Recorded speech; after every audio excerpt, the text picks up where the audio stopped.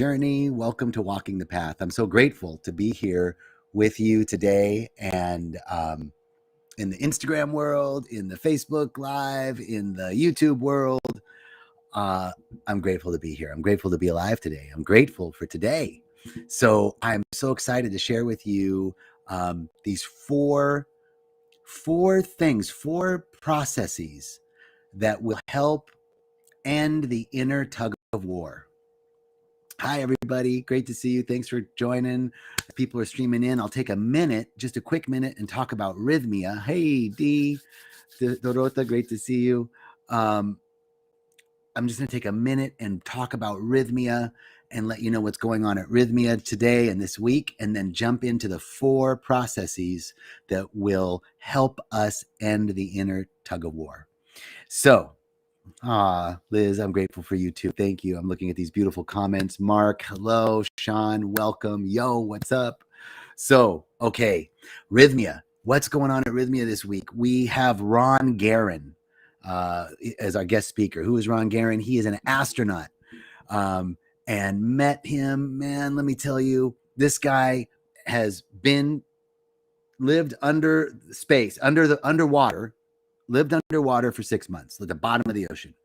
He was piloted the space shuttle twice and did 4 spacewalks and lived on the space station for 6 months. And after a week at rhythmia, he said to me, John, my week at rhythmia topped all of that. I said, you mean it was like equal to doing a spacewalk or seeing the Earth from the space station? He goes, no, it topped that.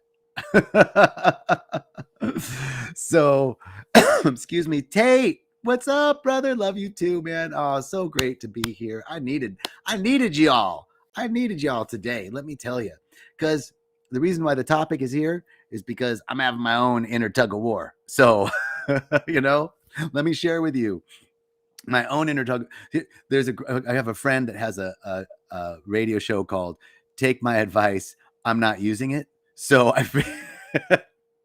sometimes I have really great advice and I need to use it myself, right? So, all right, here we go. Betta, great to see you. This little light, hello. Christine, hello. Wow, everybody's coming in. All right, so we know what's going on at Rhythmia, transformation. What's happening every week at Rhythmia? We have this amazing guest speaker, Ron Guerin, this week, and soul mergers are happening, coming back to a state of wholeness, coming back to a state of oneness.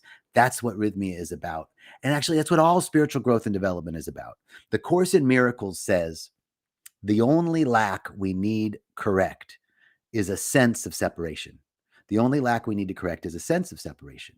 And the only way to correct that lack is through forgiveness.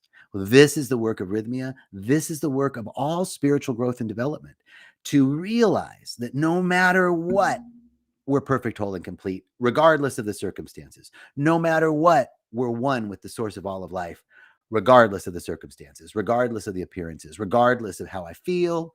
I'm one with God. I'm one with the divine. I'm one with the mother. I'm one with the father. I'm one with Pachamama. I'm one with spirit. I'm one. No matter what, but sometimes we don't feel like it, right? So that's where the Course of Miracles comes in and says the only lack we need correct is a sense of separation.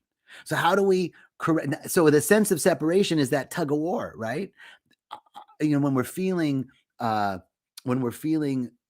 disharmony in our relationships, feeling disharmony in our physical body, feeling disharmony at work, feeling any issue, whether it's health, wealth, or interpersonal relationships, finances, spirituality, ego, whatever the appearance of problem is, whatever the problem appears to be,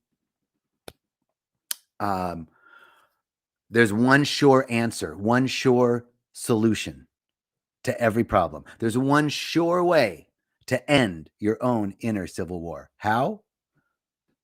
Or your own inner tug of war. How? Drop the rope. That's the first thing. Drop the rope, right? If we're struggling, right? I'm resisting something. How do I end the inner tug of war? Drop the rope. How do I end the outer tug of war? If I'm fighting with somebody, or if I'm having challenges in work or with an interpersonal relationship. How do I end that inner civil or that inner tug of war? I'm looking over here at my Instagram. It looks like it's going crazy. I'm going to start this again because I had this issue before. So thank you for your patience. Here we go. And we're going to start this again really quickly. Thank you. Just so that since the live on Instagram, something went wild. Thanks. Technical issues. Appreciate your patience, and thanks for the Instagram world. Sorry, we had a little technical issue there. So, first, number one thing to do. Reynolds says resistance equals persistence. Yes, that's it. What we resist persists. Drop the rope. Right? That's the first key to ending our inner tug of war, is to stop struggling. Drop the rope. Right on with that is the next resolution, the next thing, the next way to solve any problem, solve any issue, resolve any disharmony, bring peace where there's chaos. In any situation, stop thinking about the problem and start thinking about God. This is wisdom from Emmett Fox, a little pamphlet called The Golden Key. I had purchased this years ago. It must have been in a book, right? Hi, Reverend Julie. Hi, Coco. Hi, Liz. Wow, everybody's here. Beautiful. Jordan, great to see you. Thank you. So there's a little pamphlet called The Golden Key by Emmett Fox. 6 pages. The golden key to solving any problem. Stop thinking about the problem. Start thinking about God. Stop thinking about the problem. Start thinking about peace. Start thinking about love. Start thinking about harmony. Start thinking about joy. Start thinking about excellence. Start remembering our oneness no matter what. I'm one with the source of all of life no matter what. I'm one. I'm perfect, whole, and complete no matter what. This is the beginning. So the first thing, drop the rope. Second thing, stop thinking about the problem. Start thinking about God. And then we can do some inner work. Whenever there's an issue, right? The issue is an external stimuli that's coming in, that's activating something within me. Now, it doesn't mean that the person that I'm having an issue with might not have an issue, right? Doesn't mean that they they very well could be unfair or unjust or something going on over there, right? But I can never do anything about over there. The only thing I can do anything about is in here. And in fact, if I want to see peace in my external relationship, I have to find peace within myself, right? If I want to see peace in the world, I can't see it if I don't have it within me. So there are 2 other processes that can really help, that have helped me to ground in the face of external circumstance.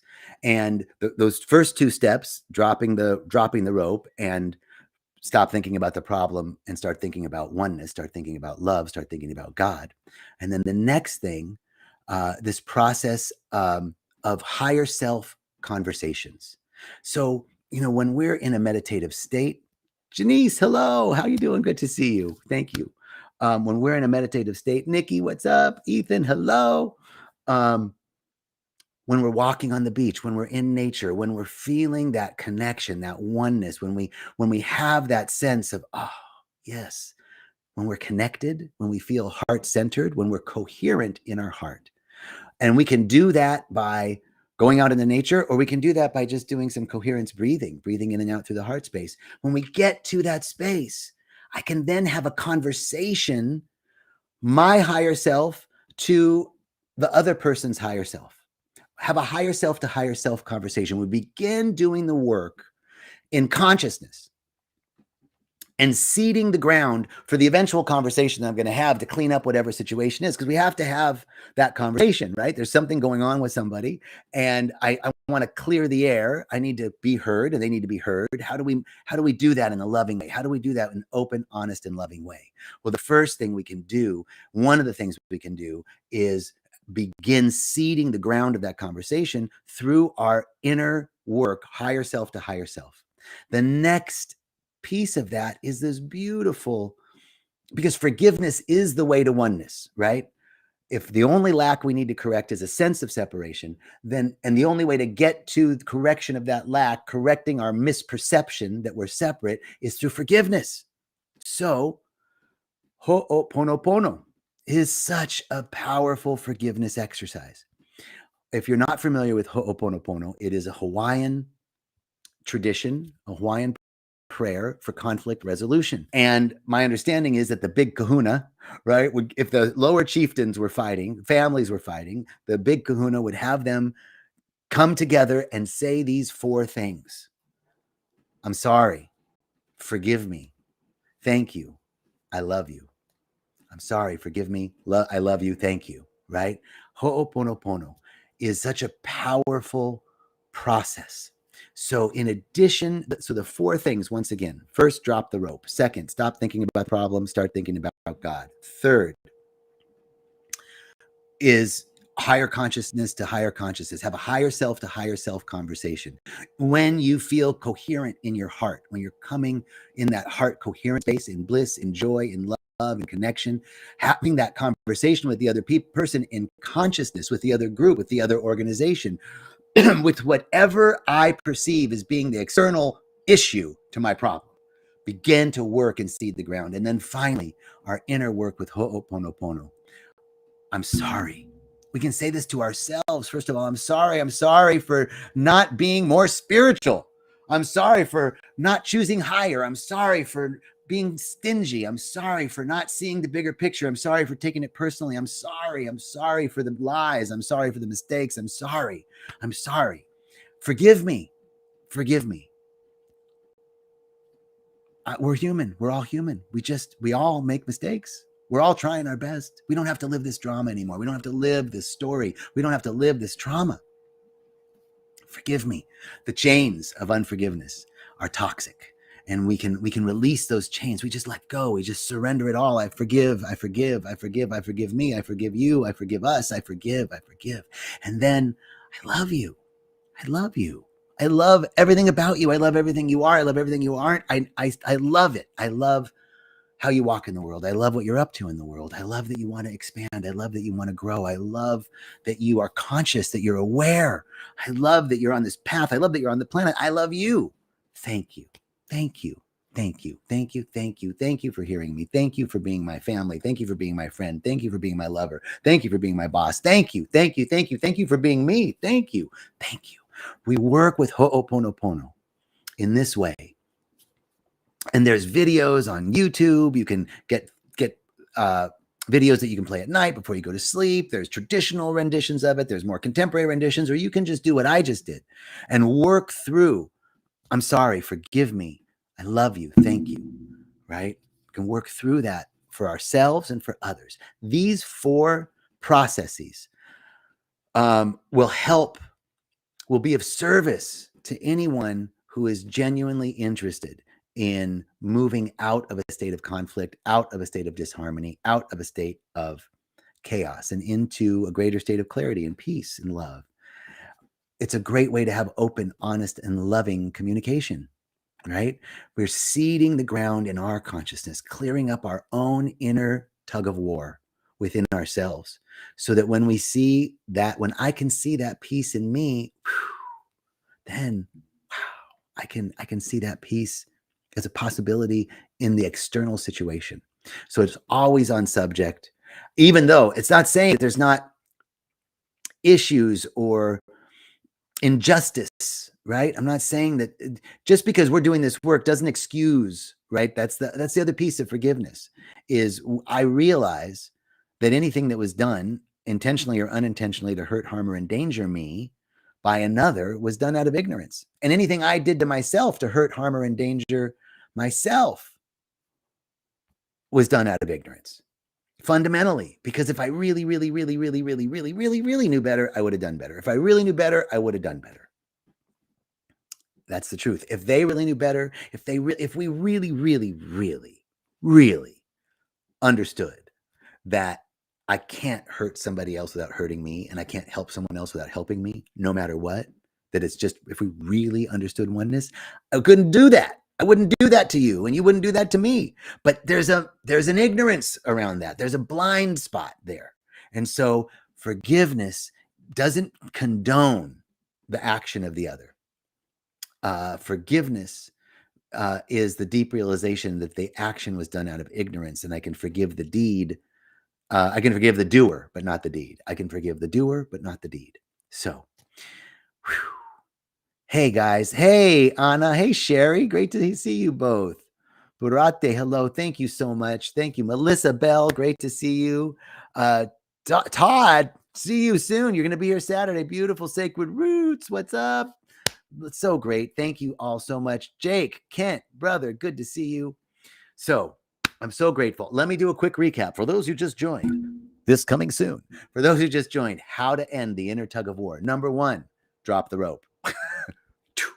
Number 2, stop thinking about the problem. Start thinking about God. Start thinking about joy. Start thinking about love. Start thinking about peace. Start thinking about oneness.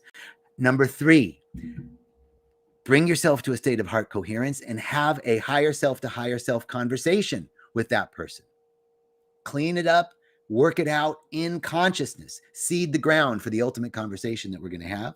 And number 4, ho'oponopono.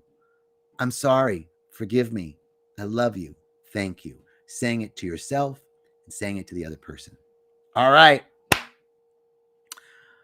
Wow. I'm so grateful for this community. Thank you all so much for joining. I love this. I love you. I'm really grateful for those. Looks like Melissa and Todd will be at Rhythmia next week. I'll see you then.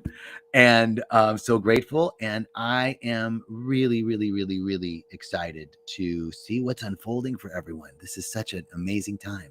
So let's stay connected. I'll see you next week for Walking the Path, and sending much love and richest blessings. Thank you.